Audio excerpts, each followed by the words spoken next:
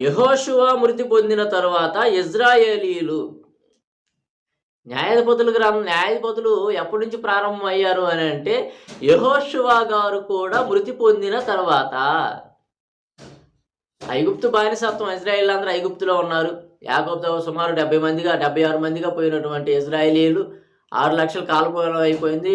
మరి ఫరోని యేసోపుని ఎరగనటువంటి ఫరో మరి గద్దెనెక్కడం జరిగింది.